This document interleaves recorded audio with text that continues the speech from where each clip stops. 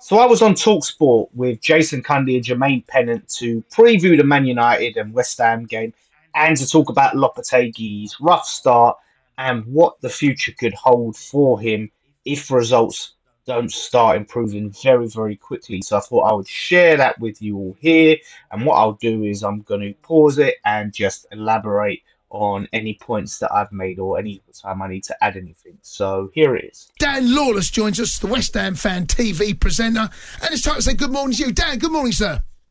Good morning, and for you both well? Very well Good, indeed, thank you. Dan. Now listen, let's talk about your club. There's been a lot of change at the club, not just in the dugout, but on the pitch as well. It's been a little bit of a stuttering start, I think it's fair to say, under the reign of Lopetegui. Yeah, it's not been the quick start that we could have hoped for. Do you know what I mean? We hoped for a fresh new start, and it's just been slow. It's been a tough watch, and I kind of thought this would be the case, but still, it doesn't make it any easier to watch. You know, we had a really good transfer window, and that brings a lot of expectation, a lot of excitement, and the performances on the pitch hasn't matched that. No.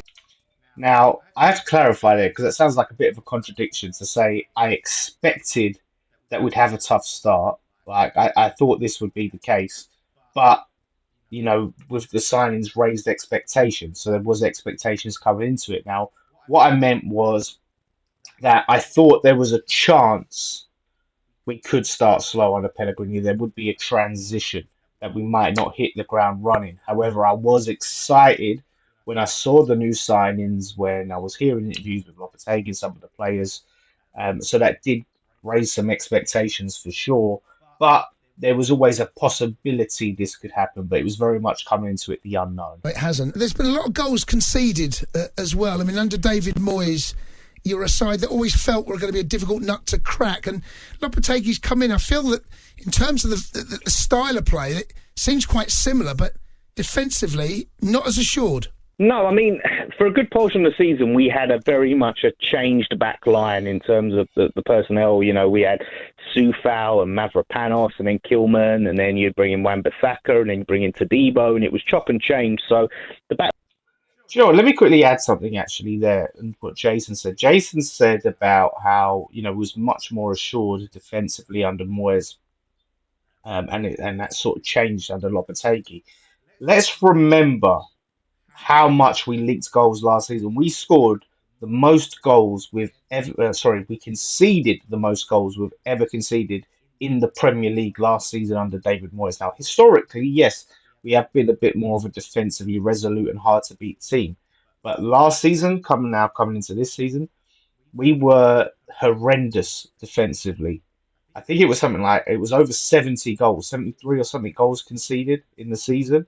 So it wasn't the best defensive foundation coming in. However, with the changes we have made at the back line, we want to start to see those improvements. We should be nowhere near that record that we broke, that awful record we broke last season. So I'll clarify that. I didn't really get to settle, but it seems to just be we're trying to transition to a new way of playing. We've not exactly been gung-ho, but you can see that he's trying to play the players higher up the pitch. You can see how, you know, that high line, and that's, I think, the downfall when it comes to how much goals we're conceding. We're not set up really to play that way effectively, and I'm hoping it's a time issue that they'll adapt to it. But at the moment, yeah, we're leaking goals and we're creating very little chances and scoring very little goals. And you know, in football, if you don't score goals but you concede goals, you don't win. Not a good combo. Nice one, Michael Owen. State the obvious. Yeah, Dan, after that crushing defeat to Spurs the weekend in the London derby, you also lost one of your... In that game, I thought he was fantastic at times, Kudus. How important and how much of a loss is this going to be coming the weekend?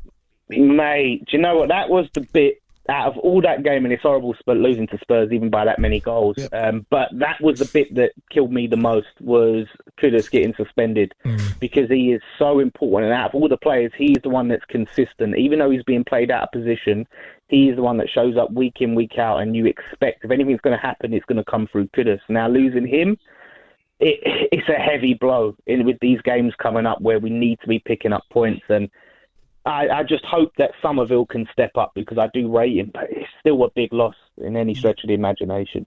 Are we going to see a change? Are we going to see them fighting in this game and come back? Sometimes when you take a crushing defeat, the bounce back ability sometimes is there. Do you think Lopetegui's got this in his players, and we're going to see it on the weekend? That's what we've got to find out, because it's still such early doors. It's a lot of unknown elements, and they've got to prove that. And Lopetegui's got to prove that to us, that he can get teams, because we need to respond. You can't lose 4-1 to Spurs and not respond, and the fans will be demanding it. And it's a Man United team. They are Man United, but it's not the Man United of old. They're very much in a similar situation to us. They're a mess at the moment. They're only 3 points above us. We have to be winning this game, and we have to be putting in the performance of our lives. And if Lopetegui can't get them up for it, then he's going to have question marks over his head, Yeah, Dan, we talk about sometimes the fans and how important they are, like the 12th man, when they really rally behind the troops. Are you feeling and are you seeing that at the moment? Or do you reckon you'll see it at the weekend? Yeah, do you know what? I think we have been pretty good, home and away.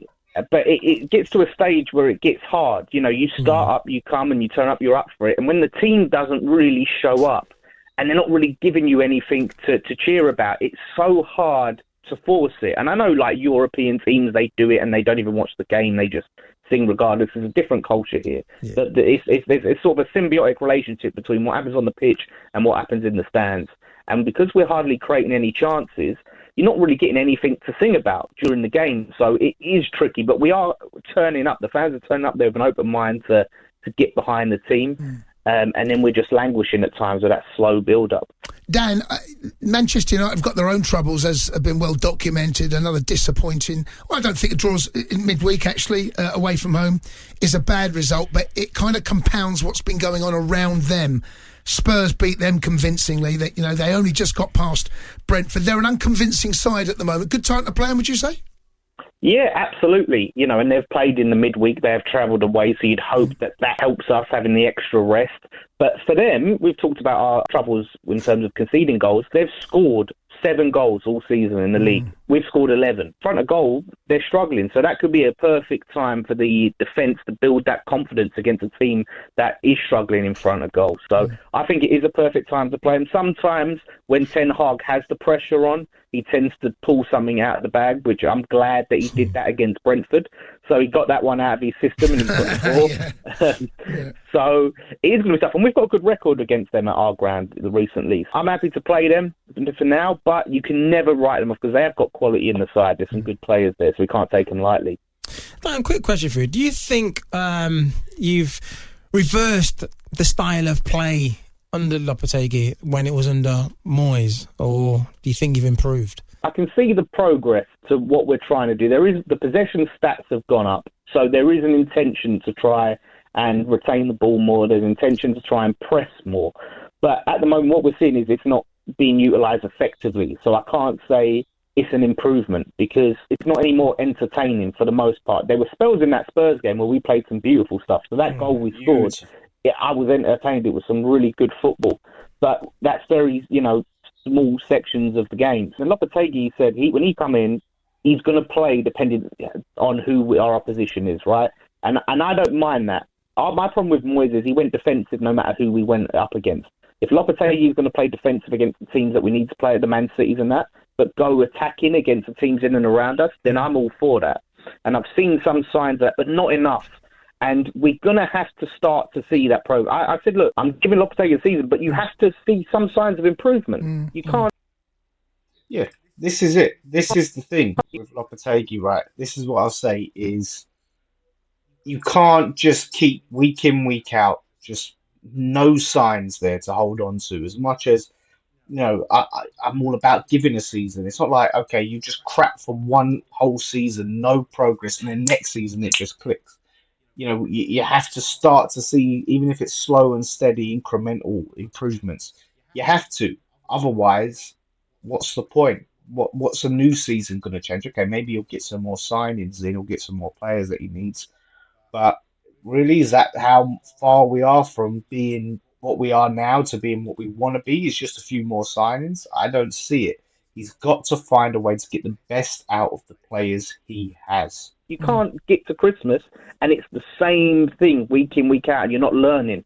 I need to see him learning, because he kept playing Kudus on the wing, on the left wing, and it's not working. Dan, if you are going to improve this season, you need all your best players fit. And the Fulkrug situation has been disappointing for everyone concerned. He's had his injuries. I don't believe he's going to be fit to play tomorrow. You've got to get him back fit and on the pitch, because he's one of those players that if West Ham are going to improve, you'd like to think he's going to be part of it. But yeah, you've got to give Lopetegui some allowances in that regard, because Fulkrug was the striker that he went out and signed, and he's not been available for most of the season. He had to get up to speed, and then he went away, and then he got injured.